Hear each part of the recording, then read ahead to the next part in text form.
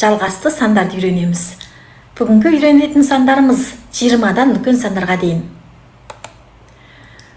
Қытай тілінде 10 саны шы деп айтылады.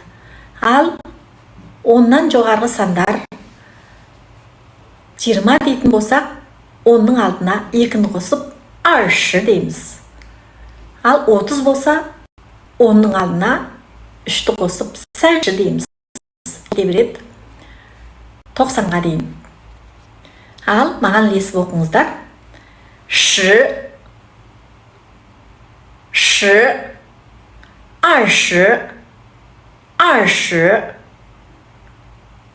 сәнші, сәнші, сыші, сыші, уші, уші, леуші, леуші, чиші, чиші, баші, баші, жеуші, жеуші.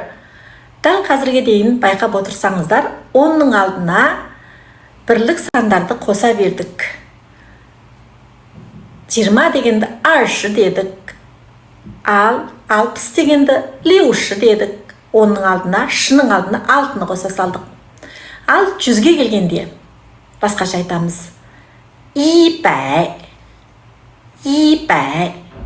Бәй деген 100 деген сөз. Ал иді алдына қоссақ 100 деген сөз. Ал 200 болатын болса арбәй дейміз. 300 болса сәнбәй дейміз. Осылай кете береді. Ал ондай болса, енді біз басқа бір цифрды қосып айтып көрейік. Бағана біз 10, 20, 30, 40 дегендерді үйрендік. Ал 23 деп айтатын болсақ, онда қалай айтамыз? Бұл кезде 10-дықтың орнында 20 тұр. Осы 20-ның соңына бірлік санды қоссақ болды. Мысалға, аршы деген 20. Осының соңына сән деген 3-ті қоса саламыз. Аршы сән 23 болады. Аршы сән. Ал 34 айтпақшы болсақ, сәнші сы. 46 дегеніміз сыші леу. 57 дегеніміз уші чи. Осылай сандарды құрай береміз. Қиындығы жоқ. 62 дегенді леуші ар дейміз. 71 дегенді чиші и.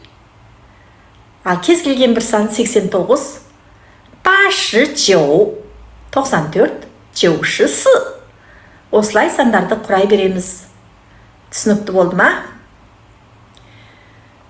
Енді, одан үлкен сандарды қалай атаймыз? Онда үйреніп кетейік.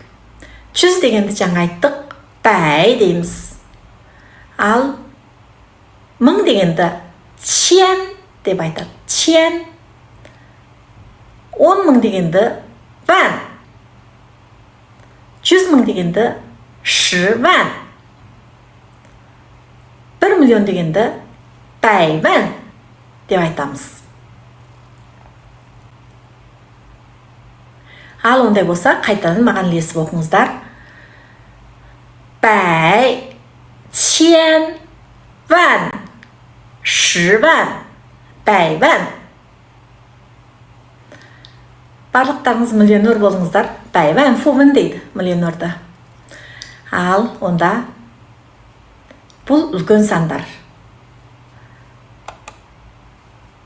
Енді үй жұмысына мына сандардың қытайша оқылуын үйреніп алыңыздар. Онда аман сау болыңыздар.